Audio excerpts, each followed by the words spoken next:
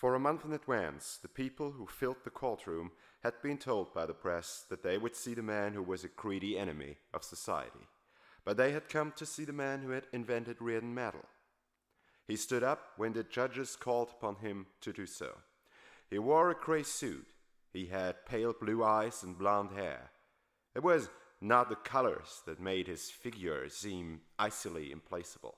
It was the fact that the suit had an expensive simplicity, seldom flaunted these days, that it belonged in the sternly luxurious office of a rich corporation, that his bearing came from a civilized era and clashed with the place around him. The crowd knew from the newspapers that he represented the evil of ruthless wealth, and, as they praised the virtue of chastity, then ran to see any movie that displayed a half-naked female on its posters, so they came to see him. Evil, at least, did not have the stale hopelessness of a Brahmin, which none believed and none dared to challenge. They looked at him without admiration. Admiration was a feeling they had lost the capacity to experience long ago. They looked with curiosity, with a dim sense of defiance against those who had told them that it was their duty to hate him. A few years ago, they would have cheered at his air of self-confident wealth, but today there was a slate-gray sky in the windows of the courtroom, which promised the first snowstorm of a long, hard winter. The last of the country's oil was vanishing, and the coal mines were not able to keep up with the hysterical scramble for winter supplies. The crowd in the courtroom remembered that this was the case which had cost them the services of Can Daniger. There were rumors that the output of Daniger Coal Company had fallen perceptibly within 1 month.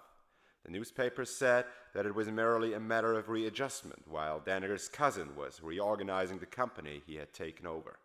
Last week, the front pages had carried the story of a catastrophe in the site of a housing project under construction. Defective steel girders had collapsed, killing 4 workmen. The newspapers had not mentioned, but the crowd knew that the girders had come from Orrin Boyle's Associated Steel.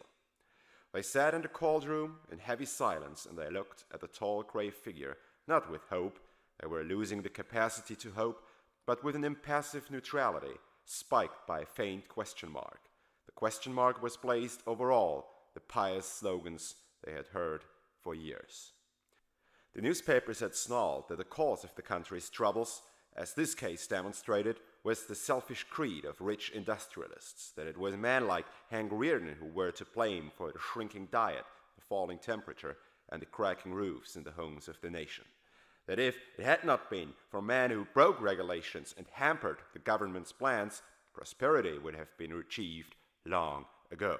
And that a man like Hank Rearden was prompted by nothing but the profit motive. This last was stated without explanation or elaboration, as if the words profit motive were the self-evident brand of ultimate evil. The crowd remembered that these same newspapers, less than 2 years ago, had screamed that the production of Rearden metal should be forbidden because the producer was endangering people's lives for the sake of his greed. They remembered that a man in grey had ridden in the cab of the first engine to run over a track of his own metal, and that he was now on trial for the greedy crime of withholding from the public a load of the metal which it had been his greedy crime to offer in the public market. According to the procedure established by directives, cases of this kind were not tried by jury, but by a panel of 3 judges appointed by the Bureau of Economic Planning and National Resources. The procedure, the directives had stated, was to be informal and democratic.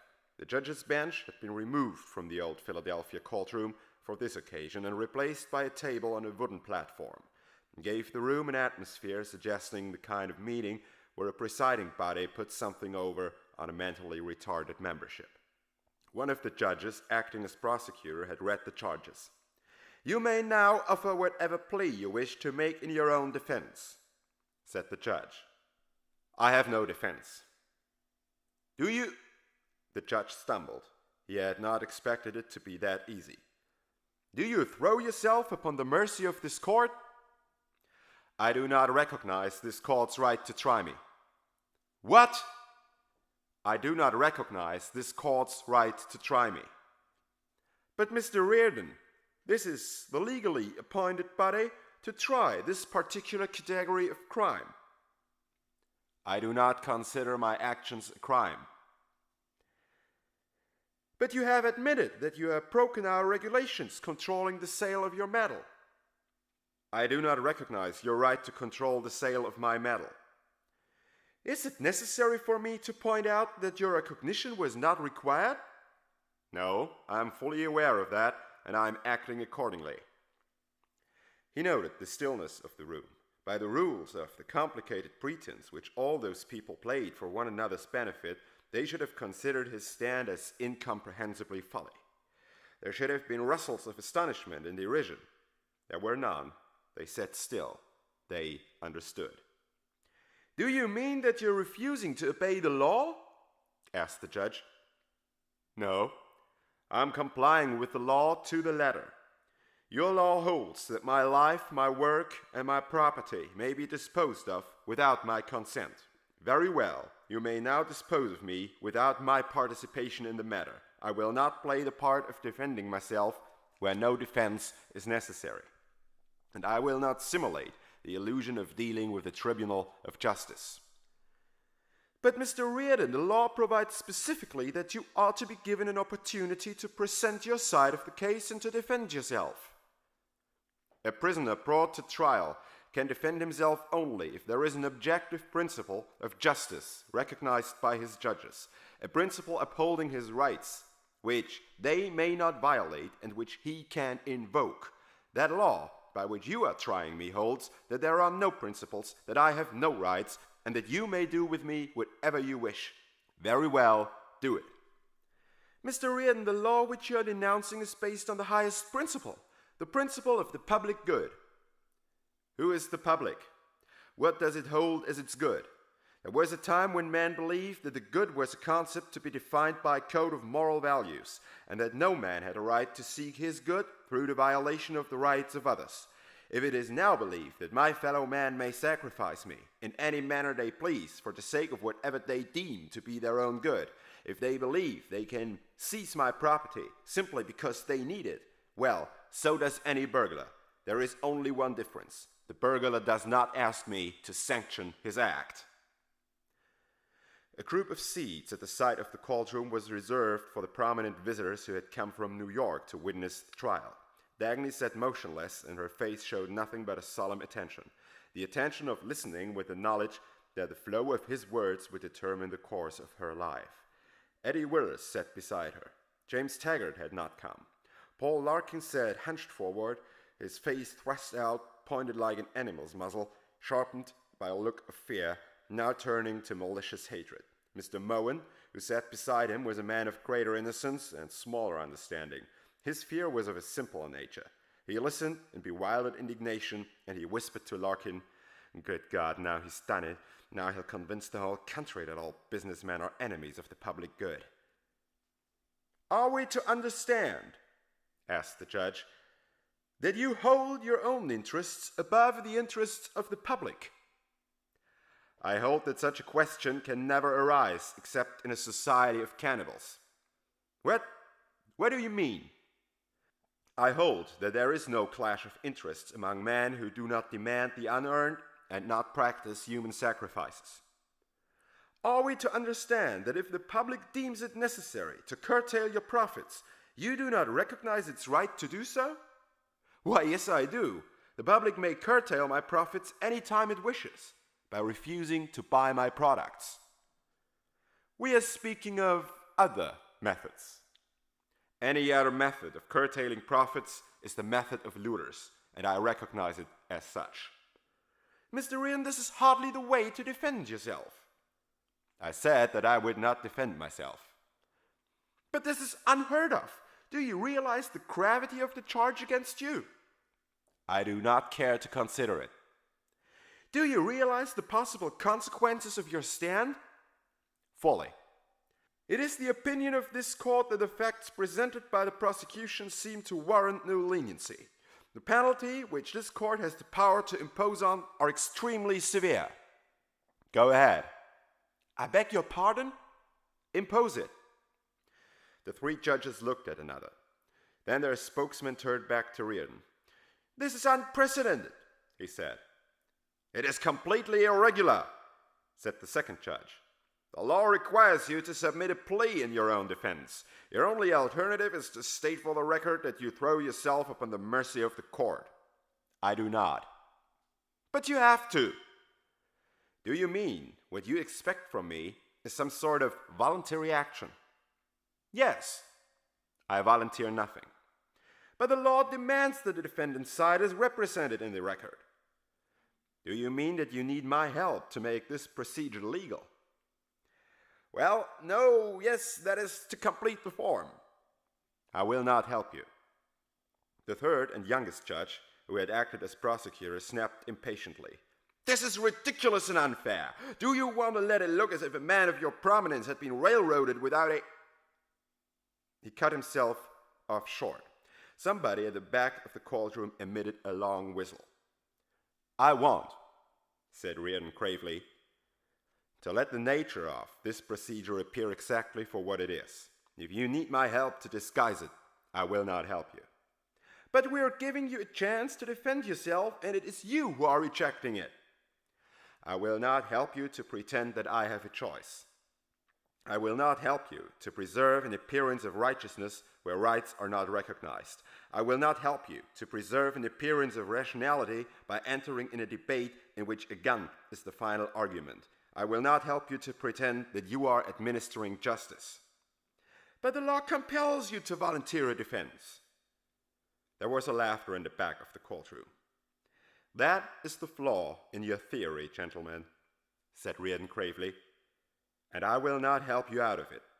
If you choose to deal by man with means of compulsion, do so, but you will discover that you need the voluntary cooperation of your victims in many more ways than you can see at present. Your victims should discover that it is their own volition, which you cannot force, that makes you possible. I choose to be consistent, and I will obey you in any manner you demand it. Whatever you wish me to do, I will do it at the point of a gun. If you sentence me to jail, you will have to send armed men to carry me there. I will not volunteer to move. If you fine me, you will have to seize my property to collect the fine. I will not volunteer to pay. If you believe that you have the right to force me, use your guns openly. I will not help you to disguise the nature of your actions." The eldest judge leaned forward across the table, and his voice became suavely derisive. "You speak as if you were fighting some sort of principle, Mr. Rearden. But what you're actually fighting for is only your property, isn't it?" "Yes, of course. I'm fighting for my property. Do you know the kind of principle that represents?" "You pose as a champion of freedom, but it's only the freedom to make money that you're after." "Yes, of course. All I want is the freedom to make money. Do you know what that freedom implies?" "Surely, Mr. Rearden, you wouldn't want your attitude to be misunderstood. You wouldn't want to give support to the widespread impression that you are a man devoid of social conscience, who feels no concern for the welfare of his fellow man and works for nothing but his own profit." "I work for nothing but my own profit. I earn it." There was a gasp, not of indignation but of astonishment, in the crowd behind him, in silence from the judges he faced. He went on calmly. "No, I do not want my attitude to be misunderstood. I shall be glad to state it for the record. I am in full agreement with the facts of everything said about me in the newspapers, with the facts but not with the evaluation. I work for nothing but my own profit, which I make by selling a product they need to men who are willing and able to buy it. I do not produce it for their benefit at the expense of mine, and they do not buy it for my benefit at the expense of theirs. I do not sacrifice my interests to them, nor do they sacrifice theirs to mine. We deal as equals by mutual consent to mutual advantage, and I am proud of every penny I have earned in this manner. I am rich, and I am proud of every penny I own. I made my money by my own effort, in free exchange and through the voluntary consent of every man I dealt with, the voluntary consent of those who employed me when I started, the voluntary consent of those who work for me now, the voluntary consent of those who buy my product. I shall answer all the questions you are afraid to ask me openly. Do I wish to pay my workers more than their services are worth to me? I do not. Do I wish to sell my product for less than my customers are willing to pay me? I do not. Do I wish to sell it at a loss or give it away? I do not. If this is evil, do whatever you please about me according to whatever standards you hold. These are mine. I am earning my own living as every honest man must. I refuse to accept as guilt the fact of my own existence and the fact that I must work in order to support it. I refuse to accept as guilt the fact that I am able to do it and to do it well. I refuse to accept as guilt the fact that I am able to do it better than most of people. The fact that my work is of greater value than the work of my neighbors and that they are willing to pay me, and I refuse to apologize for my ability. I refuse to apologize for my success. I refuse to apologize for my money. If this is evil, make the most of it. If this is what the public finds harmful to its interests, let the public destroy me. This is my code, and I will accept no other. I could say to you that I have done more good for my fellow man than you can ever hope to accomplish. But I will not say it because I do not seek the good of others as a sanction for my right to exist, nor do I recognize the good of others as a justification for the seizure of my property or the destruction of my life. I will not say that the good of others was the purpose of my work, my own good was my purpose, and I despise the man who surrenders his. I could say to you that you do not serve the public good, that nobody's good can be achieved at the price of human sacrifices. And when you violate the right of one man, you have violated the rights of all. And a public of rightless creatures is doomed to destruction. I could say to you that you will and can achieve nothing but universal devastation, as any looter must when he runs out of victims. I could say it, but I won't. It is not your particular policy that I challenge, but your moral premise. If it were true that man could achieve their good by means of turning some men into sacrificial animals, and I were asked to immolate myself for the sake of creatures who wanted to survive at the price of my blood, if I were asked to serve my interests of society apart from, above, and against my own, I would refuse. I would reject it as the most contemptible evil. I would fight it with every power I possess. I would fight the whole of mankind if 1 minute were all I could last before I were murdered. I would fight it with full confidence of the justice of my battle and of a living being's right to exist. Let there be no misunderstanding about me. If it is now the belief of my fellow man, who call themselves the public, that their mood requires victims, then I say, the public good be damned. I will have no part in it.